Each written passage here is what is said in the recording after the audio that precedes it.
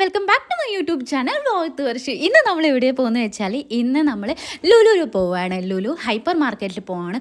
ഓഫറും കാര്യങ്ങളൊക്കെ നടക്കല്ലേ, അപ്പോൾ ഇന്ന് പോവാന്ന് വെച്ച് ഞാൻ ദേവു അമ്മ മോളും കൂടിയിട്ടാണ് പോണത്. നേരെ ബസ് കാത്തിക്കാട്ടോ, ബസ് വരണമില്ല. ബസ് വന്നു. ബസ്സിൽ നേരെ കയറി. തിരക്കും കാര്യങ്ങളൊന്നുമില്ല. ഒരു ഉച്ച ടൈമാണ് പോയിട്ടുണ്ടായിരുന്നത്, 12 മണി ആ ഒരു ടൈമാണ്. ഇപ്പോൾ കല്ലായി ഇറങ്ങി അവിടെ നിന്ന് നേരെ ഓട്ടോയിലാട്ടോ പോയിട്ടുണ്ടായിരുന്നത് ലുലു വരെ. കാര്യമായിട്ട് എന്താ വാങ്ങിക്കേണ്ടതെന്ന് വെച്ചാൽ അടുക്കളയ്ക്ക് കുറച്ച് സാധനങ്ങളൊക്കെ വാങ്ങിക്കണം. നമ്മൾ ഫസ്റ്റ് ടൈമാണ് അവിടെ പോയിട്ട് സാധനങ്ങളൊക്കെ വാങ്ങിക്കാൻ പോണത്. ഇതേ ലുലുവിൽ എത്തിയിട്ടുണ്ട്. ഇവിടെ ഞാൻ 2 പ്രാവശ്യമൊക്കെ പോയിട്ടുണ്ട്, പക്ഷെ ഒന്നും വാങ്ങിച്ചിട്ടില്ല. വേറൊരു വഴിക്ക് പോകുമ്പോൾ ജസ്റ്റ് ഒന്ന് കയറി ഇങ്ങനെ കണ്ടതാണ്. ഇന്ന് നമ്മൾ കണ്ടമാന സാധനങ്ങൾ വാങ്ങിക്കാൻ പോവാണ്. ഓക്കെ, ഓഫറെന്ന് കേൾക്കുമ്പോൾ എല്ലാവരും അങ്ങോട്ടും ഇങ്ങോട്ടും വായൂല്ലേ. വലിയ തിരക്കൊന്നും ആ ഒരു ടൈം ഉണ്ടായിരുന്നില്ല, എന്നാലും ഉണ്ടായിട്ടുണ്ട്. കണ്ടോ, ഓഫറുള്ള സാധനങ്ങളൊക്കെ അവർ ആ എൻട്രൻസിൽ തന്നെ വെച്ചിട്ടുണ്ട്. കുറേ സാധനങ്ങളുണ്ട് കേട്ടോ. നല്ല ഓഫർ ഉണ്ട്. നല്ല ഓഫർ നോക്കിയിട്ട് വാങ്ങിക്കാൻ പറ്റുന്ന ആൾക്കാരൊക്കെ വാങ്ങിച്ചിട്ടുണ്ട്. ഇത് കണ്ടെത്തോക്കി.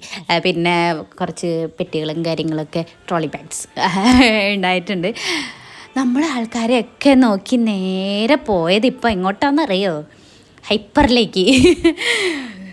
ഭയങ്കര അവിടെ പോകുമ്പോഴത്തേക്കാണ് കണ്ണ് തള്ളിപ്പോയത്. ഞാൻ വിചാരിച്ച പോലെ ആണെന്നല്ല, നല്ല കണ്ടമാനം ആൾക്കാരുണ്ട് കേട്ടോ. പിന്നെ അങ്ങോട്ട് ട്രോളി എടുത്ത് ദച്ചുമോളെ ഇതിനകത്ത് അങ്ങോട്ടേക്ക് ഇരുത്തി. ഓള വിട്ടാൽ നമുക്ക് സീനാണ്. നമുക്ക് വിചാരിച്ച പോലെ എടുക്കാനൊന്നും കഴിയില്ല. കാരണം എന്താ വെച്ചാൽ ഫുള്ള് തിരക്കും കാര്യങ്ങളാണ്. അവളെ ഇവിടെ ഇരുത്തിയാലേ ശരിയാവും. പിന്നെ നമ്മൾ അങ്ങോട്ടേക്ക് പർച്ചേസിങ് തുടങ്ങി. കുറേ സാധനങ്ങളിലോട്ട് എന്തിത്താ എടുക്കേണ്ടതെന്നൊരു നമ്മൾ മൈൻഡ് അത് സെറ്റാവുന്നില്ല. അതെടുക്കുക, അത് അങ്ങോട്ട് പോവാം ഇങ്ങോട്ട് പോവാന്നില്ല, ആ ഒരു അവസ്ഥയായി. ദേവനാണെങ്കിൽ ട്രോളി തിരിച്ചിട്ട് അവളുടെ ഒരു ഇതിന് വരുന്നുമില്ല. ഈ ഒരു ഏരിയയിൽ കുറച്ച് തിരക്ക് കുറവാണ്. കാരണം ഫുഡ് ഐറ്റംസ് ഉള്ള ആ ഒരു സ്ഥലം കുറച്ച് തിക്കും തിരക്കിൻ്റെ ഇടയ്ക്ക് നടന്നപ്പോൾ തന്നെ ക്ഷീണിച്ചു. അമ്മ പറഞ്ഞു ഫുഡ് കഴിക്കാൻ ആ ഒരു ഏരിയയിൽ പോയി. അപ്പോൾ കുറേ ഫ്രൂട്ട് സലാഡും കാര്യങ്ങളൊക്കെ നമ്മൾ ഓരോന്ന് നോക്കിക്കൊണ്ടിരിക്കുകയാണ് എന്താണ് എടുക്കുകയെന്ന് വെച്ചിട്ട്. ദിച്ചുമോളാണെങ്കിൽ ഫുള്ള് വയലൻ്റായി. വിശന്നിട്ടേ ഞാൻ ഫീഡും ചെയ്തിട്ടുണ്ടായിരുന്നില്ല.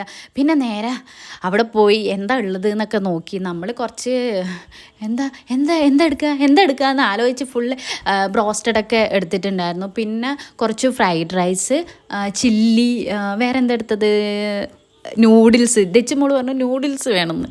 തിന്നൊന്നുമില്ല വെറുതെ, എന്നാലും ഞാൻ വാങ്ങിച്ചു കൊടുത്ത്. അതും എടുത്ത് നേരെ നമ്മൾ ബില്ലിങ് സെക്ഷനിലേക്ക് പോയി. പിന്നെയുള്ള കുറച്ച് കാര്യങ്ങളൊക്കെ ഫുഡ് കഴിച്ച് വന്നിട്ട് എടുക്കാമെന്നില്ല ആ ഒരു രീതിയിലായി. അതിൻ്റെ ഇടയ്ക്ക് ദച്ചുമോൾ ഒരു ഫ്രണ്ടിനെ കേട്ട് അവരായിട്ട് കുറച്ച് സംസാരിച്ച് നല്ലൊരു മോളാട്ടോ.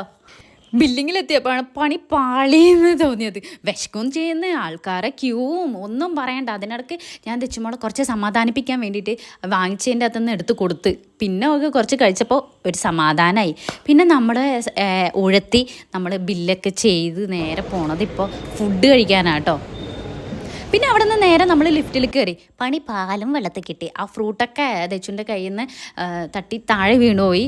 അപ്പോൾ അങ്ങനെ അതെല്ലാം അങ്ങോട്ടേക്ക് പോയി. പിന്നെ നമ്മൾ ഫുഡ് കോർട്ടിലെത്തി.